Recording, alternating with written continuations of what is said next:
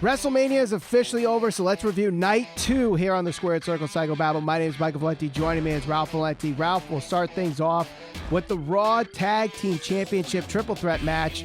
It is RK Bro retaining those titles against Alpha Academy and the Street Profits.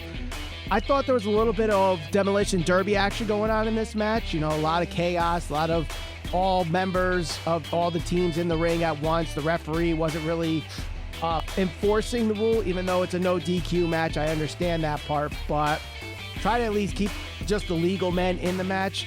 But fun match, entertaining match. RK Bro, super over.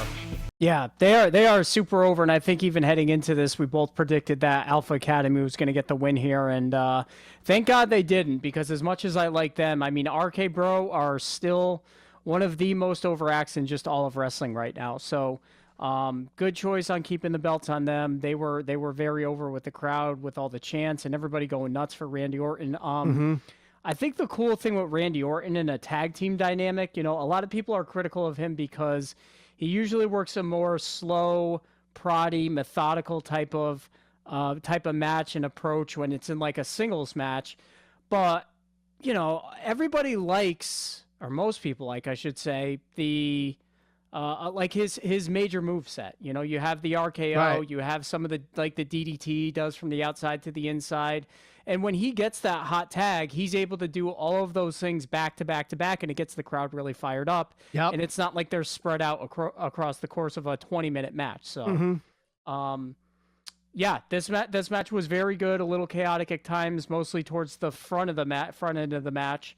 But overall, a really good way to open it up. The crowd was really hot. Yeah, you talk about the RKO and, you know, all the hot spots that Randy Orton could do on hot tag, but I think the spot of this match was you had those back-to-back RKOs, the first one from Riddle, the second one from Randy Orton, and the crowd just eats it up. And these guys, you would never think they would work.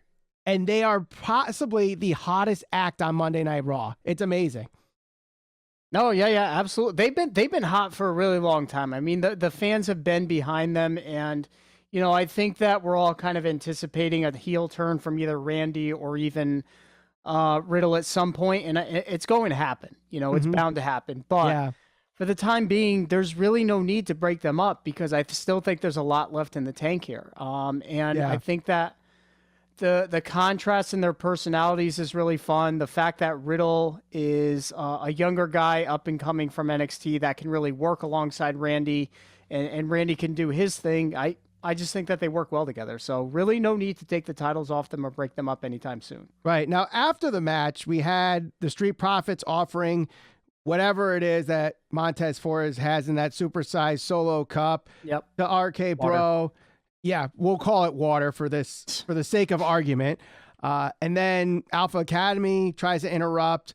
Gable Stevenson, which I got to admit, or Gable Stevenson, throughout this whole weekend, and even at SummerSlam last year, they're blowing so much smoke up this kid's ass. Like, he is the second coming of Jesus Christ. They're putting so much stock in this guy. And he comes out and goes face-to-face with Chad Gable. So now people are saying, oh, Gable versus Gable, you know, the feud over who keeps the name Gable, all this fun stuff. But you got the long shoosh from Gable, Chad Gable, I should say. And it was so long that it actually echoed throughout the stadium for an extra 2 minutes or 2 seconds. And then, you know, Stevenson has a suplex on Chad Gable, and it was a fun little afterthought, but I don't know. I feel like they're really shoving Gable Stevenson down our throat already.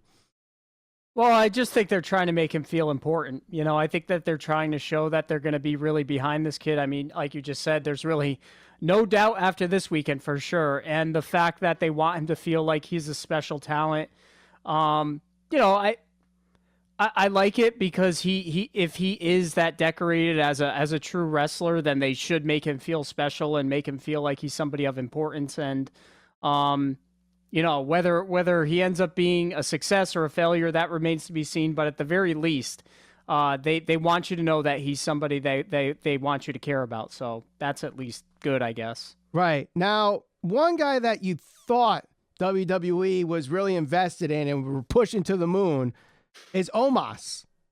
And he got his first loss in singles competition last night at WrestleMania to Bobby Lashley, which you know what? Bobby Lashley's been one of the best pushed wrestlers in WWE for the last 2 years. You know, had a great streak with the United States title, multiple time WWE champion, beat Brock Lesnar at Royal Rumble. Yes, it was with the help of Roman Reigns, but still beat Brock Lesnar, has that on his resume, and now hands Omos his first loss. I thought it was a good finish to have, you know, a couple spears, and there's an obvious size difference. Like, Lashley looked like Marco Stunt in the ring next to Omos. That's how small he looked. Most people do, yeah. Yeah, Omos is freakishly tall, but after that, there's not much to him. There's not much charisma. There's not much in-ring work, and I think it's just not working. And I think WWE made the right move, giving the win to Lashley. Yeah, you know, I agree here. You got to be honest with yourself at some point. Like, what is the ceiling on this guy? Especially when you're starting to bring in guys like Cody, and you have so many people coming up from NXT that potentially have a bright future. I don't see what they were going to do with him. I get it. He's a big guy. The fact that there is other competition out there to hold you accountable, and you can't just kind of parade anybody out there to if you want to just say, for lack of a better term, shove somebody down the fans' throats, whether that was somebody like a Great Khali or whatever. With Omos, he's a big guy. That's where it starts, and that's kind of where it ends. He's not particularly good in the ring. He's not particularly good on the mic. He's just a big guy. And, you know, Bobby Lashley or anybody else that they really invested time in, I guess they were just kind of like, look, it's not worth it. You know, and you know what, for what it's worth, for as many times as WWE will push somebody just solely based on size and all that type of stuff, they didn't go that route here. Not to say that Lashley's any shrimp or smaller guy, but they've certainly invested a lot of time in Bobby Lashley. And I think they're kind of moving on past Omos and saying, look, it's just, there's not a whole lot we're going to be able to do with you. So. Right. I mean, we'll see after the match, you know, the Raw after WrestleMania and weeks to come. But I think this might be the beginning of the end with Omos. And who knows, unless he could somehow reinvent himself or get repackaged. But it's just not working right now. But let's head on to the next match. Johnny Knoxville versus Sami Zayn. Out of all the people that got pops last night, one of the biggest pops was Wee Man. Yeah. When Wee Man came from underneath the ring, you would have thought like Stone Cold Steve Austin, The Rock, and The Undertaker all came out during this match to chokeslam everybody. That's how big that pop was. I'm like, my God, Wee Man's getting better ovations than half the industry right now. And like, granted, I think this match is kind of split with people. Either you found it very, very entertaining, or you thought this was the dumbest shit you ever saw in your life. And I think it's down to, are you a fan of Jackass or not? Because that's literally what it was. It was literally watching an episode of Jackass where Sami Zayn went through all the different stunts that the Jackass guys go through. Yeah. Now, I will say this too. I don't think this match was PG either, because we got Party Boy showing his ass cheeks during this match. Multiple kicks to the nuts. Mousetraps, like, this is not PG content. This isn't family-friendly WWE. That's for the other promotion. Well, since you brought up the other promotion, I know everybody's going to say, well, Ralph, did you enjoy it? You don't like Orange Cassidy, or you don't talk highly of Orange Cassidy because of the comedy bit. This match was okay. I mean, there are certainly going to be wrestling purists and Jim Cornettes of the world that are going to hate this, and maybe rightfully so. Yep. The difference is Johnny Knoxville is not going to go on and be ranked #1 and challenge for championships and stuff like that. So is there a room in wrestling for comedy? Yes. Was this good comedy? I could tell you this much. Two guys that, even in losing fashion, came out of the weekend maybe with their stock a little higher just based on the wide range of what they're capable of, is Kevin Owens and Sami Zayn. Yep. Because Kevin Owens sold his ass off on night one for Steve Austin, really built that whole feud going into WrestleMania by himself and made it interesting. And that was awesome for him. Sami Zayn, look, he went out there and had, I wouldn't say a good match. He had an entertaining performance with some guy who has never wrestled. It's also sold his ass off and made you care about it. If the fans were cheering and they felt one certain way about it, whether they booed or cheered, most of them were cheering, then I guess you'd have to consider that a success. So am I in any rush to see Johnny Knoxville wrestle anytime soon? No, absolutely not. Right. But for what this was, it worked. Yes, it really did. And a lot of people were praising it last night and saying that it was fun to watch. Again, this is not going to be something that is going to break the Meltzer scale or is going to, be talked about for years and years and years to come. But for when you want to see the variety in things, WWE actually provided variety. And this was an example of that last night. So let's move on to our next match here. It was the women's fatal four-way match for the women's tag team championship. And I see the finish and Sasha Banks wins and she starts crying. And I'm like, she's had big matches before. Why is she getting all emotional? And then it clicked. She's never won at WrestleMania until last night. Crazy. I honestly would never even have thought that or knew it unless somebody brought it up, to be quite honest with you. I'd have to go back and think about it. But someone as accomplished as she is, the fact that she's never won at WrestleMania, this being her first win, yeah, I guess you would get emotional after somebody who's been there and put in so much effort and time to really help establish not just the women's division, but put on some great matches. You even go back to WrestleMania last year, her and Bianca, which we talked about. So good for her. Yeah, I mean, the match itself was pretty good. I will say there's one thing that from the beginning I was annoyed with. Do you want to know what it is? Can you take a guess? Something with Carmella's mask? I don't know. No. It's a fatal four-way match. Why are there only two teams legal? Oh, yeah. Okay.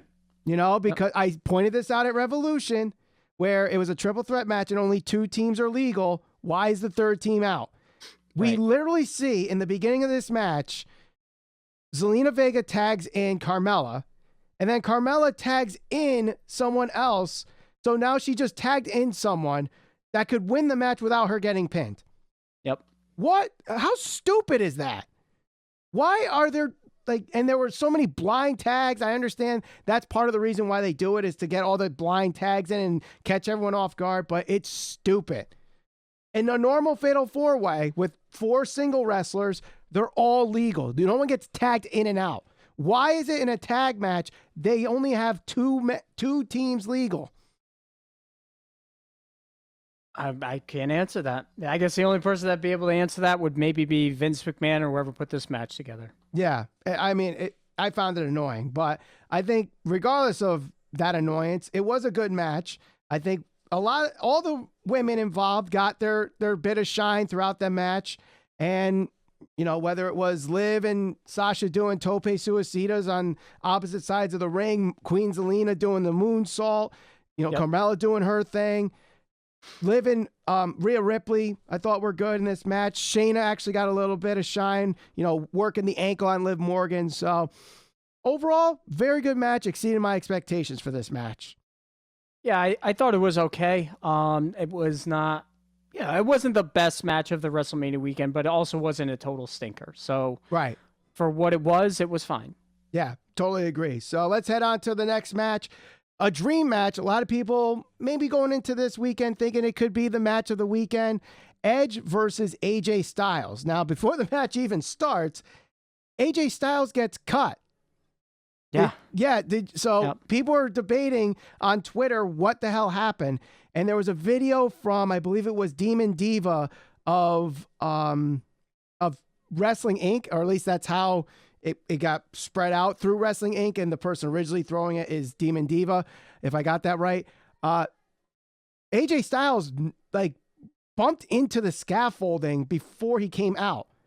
So, of course, that looks like the reason, but Dave Meltzer and Brian Alvarez were so adamant that it was because of the pyro, which I don't know how pyro would cut someone like that.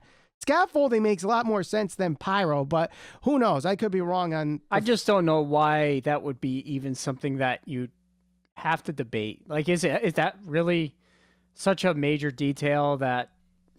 Yeah. Because it was all back and forth for quite a while. Yeah, I agree. It's kind of silly, but... Right. But then we also got the entrance of Edge, which was very Brood-esque. I think his attire was very Undertaker-esque as well. Yeah. The match was very, very good. It definitely delivered on the dream match quality, except for the finish here where AJ Styles is going for the phenomenal forearm, and then Damian Priest just shows up and stares at him. Then AJ, I will say this spot was awesome. AJ goes for the phenomenal forearm, and Edge catches him in the midair and spares him. 1, 2, 3, end of the match. And now we see the rumored faction come to fruition. Edge and Damian Priest have joined forces. I don't know if it's going to be more members coming, or is it just going to be a tag team? But if it's just a tag team, I think they would be a great addition to the Raw tag team division that's already pretty good right now, and freshen things up with Edge and Damian Priest. And I think Damian Priest kind of got a rut with that whole split personality character too. I think this is going to be a nice fresh start with him too. No, I agree. I think that pairing him up with Edge only helps kind of put him in a position where he can get some additional attention and get the rub from Edge, so to speak, being in that faction or a tag team, whatever it ends up being. Those guys will be good together. And the fact that even though as disappointing as it was, seeing that we didn't get like him and Finn Balor in a match at WrestleMania, it got people talking about him afterwards, after WrestleMania. That will probably be one of the focal points going into Raw tonight, that they're going to cover Edge and Damian Priest. So that'll be good at the very least. So we'll see what happens with it, but I have no doubt that Edge will make this feel special, I'm sure. Yeah. Would you say that it delivered as the match of the night for night 2? I think it did. I think it definitely was the match of the night for night 2. It depends what you value. I'm somebody who loves the atmosphere. Like, you can go out there and have a good match, but if it's just a good match without fans being invested in it, it just doesn't feel as special. We're gonna get into a match where the fans were more than invested, and this match felt like at points, like especially during the beginning of it, the fans were kind of in a lull. They weren't really reacting to anything they were doing. They certainly came alive, and the match itself was very good. If it wasn't this match, then it could have been the Pat McAfee match. But if you told me it was this one, I wouldn't argue with you. I think they were both good. So right now, I think one that unfortunately was not going to be considered match of the night is our next match, which I don't even know if we really can go over this too much because it was only 1 minute and 40 seconds. Sheamus and Ridge Holland beat the New Day. Yeah. Basically it ended up being a 3-on-2 with the help of Butch, Oliver Twist, Pete Dunne. No, he's actually the guy that Joe Pesci played from either Casino or Goodfellas now, because he's now has an irate temper that he can't control. Yeah. He's like I don't know. He's definitely like a character from like a Looney Tunes show or something. Yeah. That's what they're trying to paint him as, unfortunately. Right. But and I'm like, Pete Dunne could do so much better. He really can. I mean, I don't expect him to be world heavyweight champion anytime soon, but he could be better than Butch. Yep. Moving on. You talked about Pat McAfee for a little bit there when you were talking about match of the night. This was the weirdest freaking WrestleMania segment I've ever watched in my life.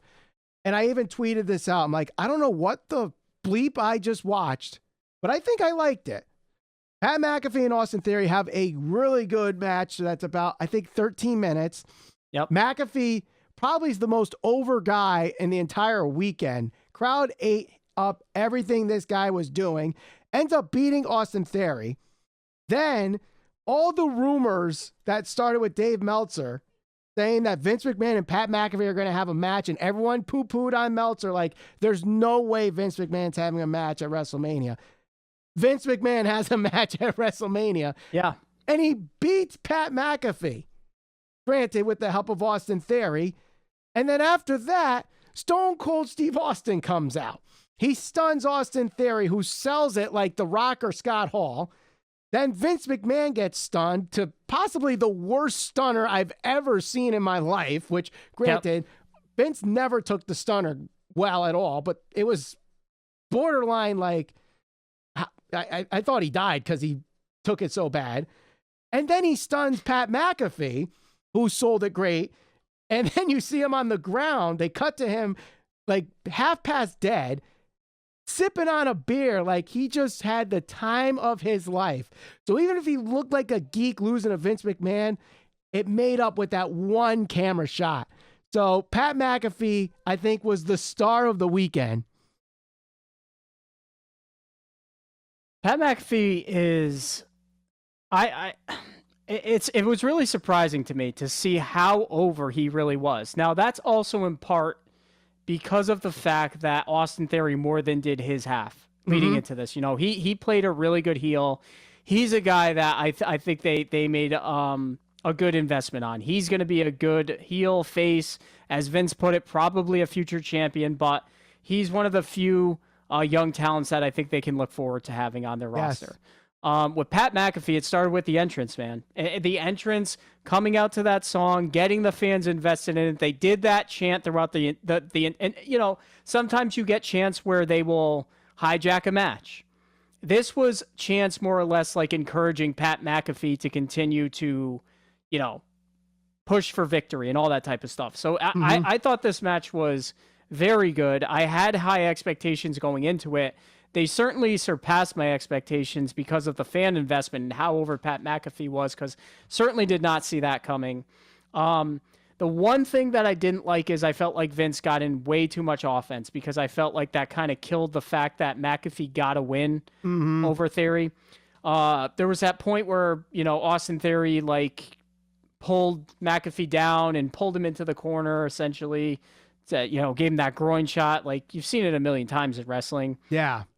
They could have done that spot, not had actually gone through with a match, or had Vince get a pin on McAfee, and just the both of them could have started kicking the crap out of Pat McAfee, and Austin could have came out and protected everybody. Right. So overall, I thought this was great. Got to see Stone Cold one more time. Got to see Stone Cold stun Vince again, which never gets old. Mind you, it was terrible. But Austin Theory sold it great. Pat McAfee sold it great. And everybody did a good job, I think, across the board. Right. No, I agree. I think the only thing that I would have done differently is when he was at the point where Vince was about to punt the ball into Pat McAfee. Yeah. That's when the glass breaks and he comes out so that Pat McAfee can get the win over Vince McMahon too. So you get 2 wins. Now he's got the side of Stone Cold Steve Austin. The crowd's eating it all up, but I think maybe they didn't want to give too much shine to a commentator and have him get more shine than the entire WWE roster. So maybe that's kind of why they did the 50-50 booking. But yeah, I don't know. Maybe they weren't expecting that much of a reaction for Pat McAfee, and they're not going to call an audible, like, you know, mid segment. So it is what it is. And Pat McAfee, you know, if he went full-time wrestler, I don't see why he can't have a decent run, at least as a Intercontinental U.S. champion. But hell, there's not many people that can really go for the title right now. If he's that over, and he can have a good match, I don't see why not. He'll draw people in outside of WWE. He very well may. I don't know if people would ever accept him as a legitimate threat to like Roman or Brock or anybody of that caliber, but I don't know.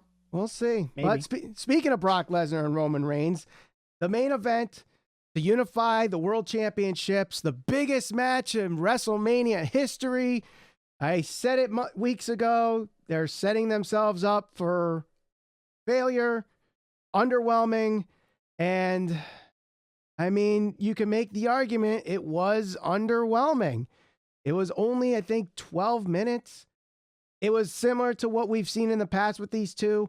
I will admit there was a nice callback that they kind of reversed the role to their match at WrestleMania 31, where when Brock was suplexing Roman all over the place, Roman started laughing, and that kind of turned the match over. This time around, Roman did all the spears, and Brock started the laughing. So I thought that was a nice turnaround with that. But I think this match was supposed to go 10 minutes longer.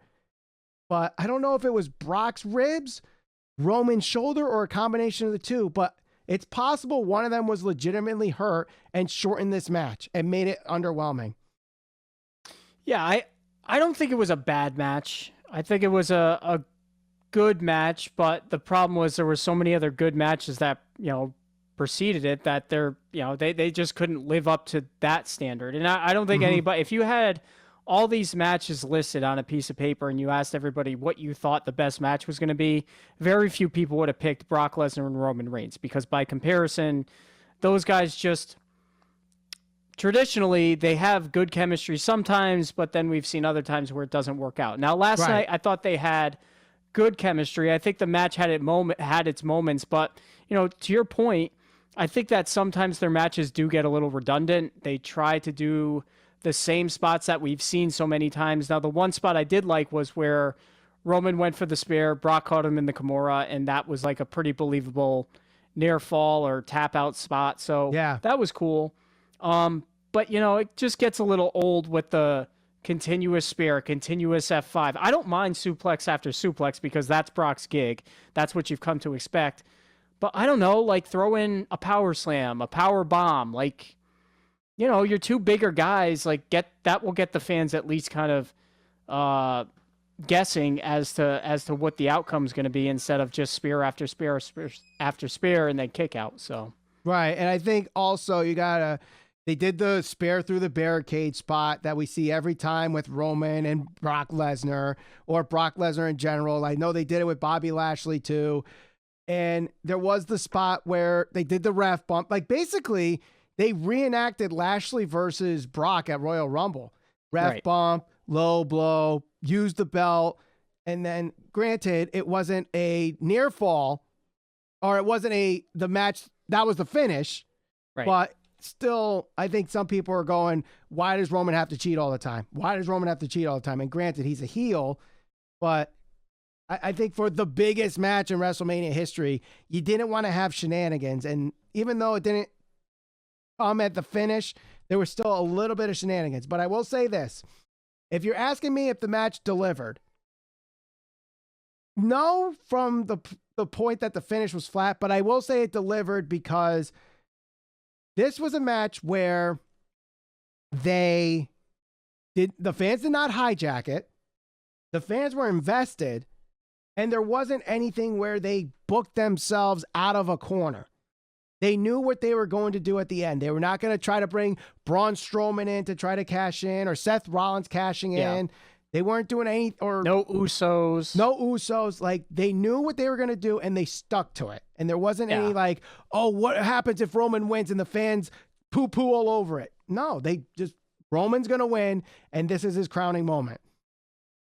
Yeah, no, I agree. And, anybody that was kind of expecting like a technical masterpiece between these two, like they're two bigger guys. I mean, typically in the past, Brock usually works best with guys that are more agile and smaller that can kind of work around his limitations, if you want to call it that. But, these are two bigger guys. You're going to get hard impact moves throughout, and that's really it. So, yeah, I agree. So after both nights, would you say this actually was stupendous? Was it a stupendous WrestleMania weekend? It was certainly a stupendous WrestleMania weekend because both nights delivered in different ways. I felt like night one definitely was more geared towards the hardcore wrestling fan base because it was just mostly pure wrestling. Night two had a little bit of comedy act kind of sprinkled in, and also had some bigger matches. And I honestly, all the matches that needed to delivered, in my opinion. Yes. Roman and Brock, while it wasn't a true WrestleMania classic, it was still good. It wasn't the worst WrestleMania main event that I've ever seen. There's been bigger WrestleMania matches and main events that have been pushed and billed as,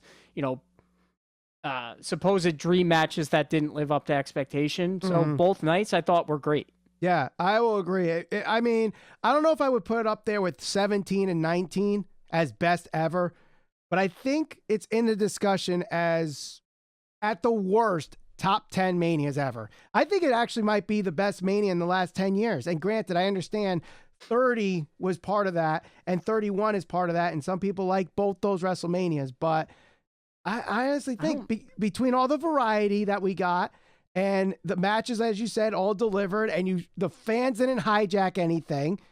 And the shows never felt like my God, this is dragging. Like some of the, like the previous Manias have done.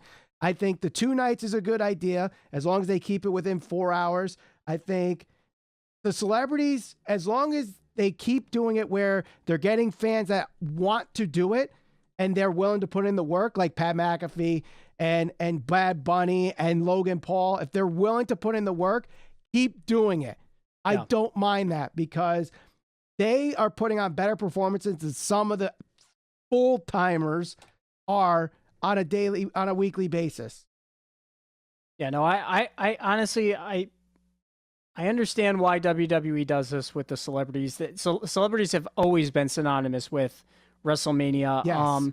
The fact that they're actually finding people who are either fans of pro wrestling or WWE, and have an interest in actually not just participating, but being good at what they're participating in, that's encouraging. So yeah, I'd almost take any of those celebrities over watching a match with like Shane again, because at least it's going to be good and entertaining.